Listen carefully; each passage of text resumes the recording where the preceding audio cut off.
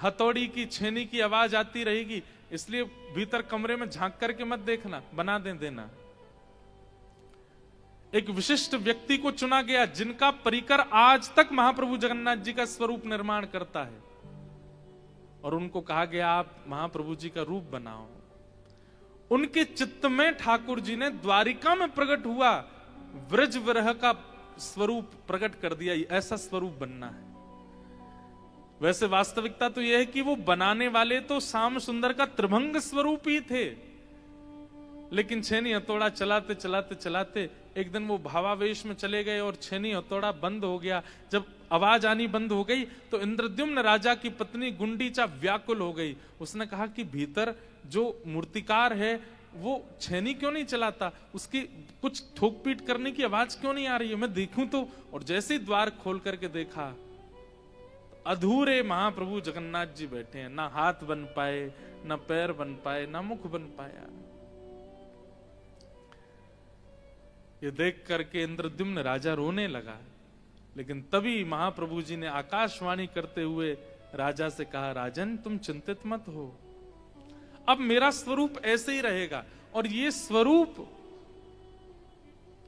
तुम ये मत सोचना कि तुम्हारे अपराध के कारण अधूरा है, मेरा यह स्वरूप द्वापर में प्रकट हो चुका है। ये ब्रजवासियों के विरह का स्वरूप है मेरा, ये प्रेम विगलित स्वरूप है। विश्व इसको जगन्नाथ कह करके पुकारेगा। बोलो जगन्नाथ महाप्रभु की। और महाप्रभु जगन्नाथ जी प्रकट हुए। स्नान पूर्णिमा थी, भगवान ने आज्ञा की, राजन ब्राह्मणों को बुला करके लाओ, वेदज्ञों को लेकर के आओ और हमारा जलाभिषेक करो। महाप्रभु जगन्नाथ जी का जलाभिषेक किया। इंद्रद्युम्न राजा और गुंडीचा दोनों जगन्नाथ जी की सेवा करते थे। एक दिन महाप्रभु जी ने इनसे कहा कि कुछ वरदान मांगो, हम तुमसे बड़े प्रसन्न, तुम दोनों कुछ मांग लो। तो इंद्रद्युम्न राजा ने तो ये वरदान मांगा कि मेरे संतान ना हो। देखो कैसा वरदान मांगा कि मेरे संतान ही ना हो। भगवान बोले ऐसा वरदान क्यों चाहिए? बोले भगवान कल को कहीं आपकी सेवा में कोई त्रुटि हुई तो मैं इस बात को सह नहीं पाऊंगा कि मेरे वंश के बालकों ने आपकी अच्छे से सेवा नहीं करी। मैं ये सुनना नहीं चाहता, इसलिए मेरा वंश मेरे तक ही रहे, उससे आगे ना बढ़े। समझ में आई बात? कल को मैं तो प्राण छोड़ दूंगा, लेकिन मैं जिस लोक में रहूंगा वहां से भी आपको देखता रहूंगा, और मुझे अगर पता चला कि मेरे वंश के बालकों ने आपकी सेवा में त्रुटि की तो वो मैं सह नहीं पाऊंगा, इसलिए मेरा वंश ना बढ़े, मैं अंत हूं, क्योंकि मेरे जैसे भाव से आपकी कोई सेवा कर नहीं पाएगा। इंद्रद्युम्न राजा की बात सुनकर के भगवान बड़े प्रसन्न, वाह इंद्रद्युम्न तुम्हारी भक्ति कैसी। अलग अलग बैठे भगवान दोनों पति पत्नी के साथ, एक साथ नहीं पूछा। फिर दूसरी बार इंद्रद्युम्न को भेज दिया, पत्नी को बुलाया, तुम बताओ तुमको क्या चाहिए। पत्नी ने कहा, हे नाथ ऐसी कृपा कर दो एक संतान हो जाए। भगवान बोले वाह, वो पतिदेव क्या मांग के गए तुम्हारे? पतिदेव कह के गए हमारे संतान नहीं हो, तुम कह रही हो संतान हो। गुंडीचा गई अपने पति इंद्रद्युम्न से बोली, आपने महाप्रभु जगन्नाथ जी संतान ना हो ऐसा कहा? हाँ देवी। क्यों? मैंने तो संतान मांगा। तो इंद्रद्युम्न उल्टा नाराज होगा, तुमने परमात्मा से संसार मांगा, तुमने जगन्नाथ जी से जगन्नाथ जी नहीं मांगे, तुमने पुत्र मांगा। दोनों में थोड़ी नोक झोंक सी हुई। महाप्रभु जी बोले रुक जा रुक जा रुक जा, तुम दोनों क्यों लड़ रहे हो? दुविधा में तुम्हें पड़ गया हूं। पति को संतान नहीं चाहिए, इसको संतान चाहिए, अब कैसे होगा? इंद्रद्युम्न बोला नहीं नहीं भगवान, ये मेरी अर्धांगिनी है, इसको मेरी बात माननी, आप हमें संतान मत दीजिए।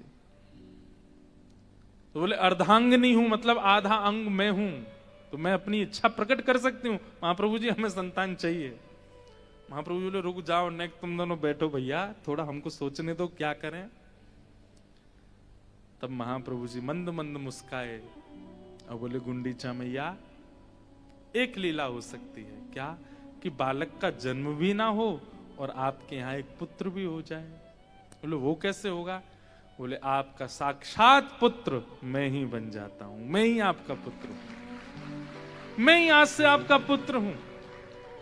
आप मुझे पुत्र मान लीजिए। गुंडीचा मैया के मन में प्रसन्नता तो बहुत हो गई, इंद्रद्युम्न तो नाचने लगा, महाप्रभु जगन्नाथ जी हमारे पुत्र बन गए। लेकिन गुंडीचा के मन में आया, आप इतने विशाल हो, मैं गोद में कैसे खिलाऊंगी आपको। माँ का तो सुख होता है वो गोद में बैठाए, अपने हाथ से खवाए, अपनी गोद में दूध पिलाए, बालक को गोद में लेकर के डोले। महाप्रभु जी बोले, मां मेरा प्राकट्य दिवस स्नान पूर्णिमा, उसके ठीक 15 दिन बाद, ये 15 दिन एक प्रकार से तो ठाकुर जी अस्वस्थ अवस्था में हैं, पर एक प्रकार से ठाकुर जी इन 15 दिनों में अपने ईश्वरत्व को बालत्व में परिवर्तित करते हैं। जो ईश्वर आज दिखे सबको ब्रह्म स्नान वेदी पर, अब वो भीतर चलेगा, अब वो अपने संपूर्ण ऐश्वर्य को विराजमान विश्राम कर देंगे और एक बालवत हो जाएंगे, एक लाला बन जाएंगे। और 15 दिन बाद फिर रथ पर विराजमान होके, कोई रथ उठा सकता है ईश्वर को? साक्षात जगन्नाथ हैं वो, लेकिन वो बालवत बन करके आते हैं, ऐसे उछल उछल के सिड्डियों से कूदते हुए नीचे आते हैं, रथ पर बैठते हैं और गुंडीचा जाते हैं। और वहां जाकर के ठाकुर जी की सेवा ऐसे ही होती है जैसे किसी लाला की। श्री मंदिर जगन्नाथ में सेवा का भाव परब्रह्म की भावना से होता है। और 15 दिन बाद जब रथ यात्रा होकर ठाकुर जी गुंडीचा जाएंगे, वहां ठाकुर जी की सेवा बालवत होती है कि एक लाला की सेवा हो रही है। और महाप्रभु जी ने कहा, मैया साल भर तो मैं आपका लाला विश्व कल्याण के लिए श्री मंदिर में रहूंगा, पर ये स्नान पूर्णिमा के 15 दिन बाद मैं रथ पर आरूढ़ होकर के जगन्नाथपुरी आऊंगा, गुंडीचा आऊंगा, और वहां आकर के एक बाल भाव से आप मेरी सेवा करना। तो वहां पर सामग्री भी ऐसे पवाई जाती है ठाकुर जी को जैसे किसी बालक को पवा रहे हों, दूध भी ऐसा। वहां की प्रसादी में और श्री मंदिर के प्रसादी में बहुत अंतर होता है। श्री मंदिर की प्रसादी ऐसे बनाई जाती जैसे कोई बड़ा पा रहा हो, योग्य पा रहा हो, और गुंडीचा की प्रसादी ऐसी होती जैसे कोई छोटा बालक पा रहा हो। उसमें सामग्री भी, नमक मिर्च भी इतना कम डाला जाता है कि नन्हे बालक के हिसाब से सेवा होती है जगन्नाथ जी की। तो आज वो विशिष्ट दिन है जिस दिन पूरे विश्व का कल्याण करने वाले महाप्रभु जगन्नाथ जी प्रकट हुए। बोलो जगन्नाथ महाप्रभु की जय।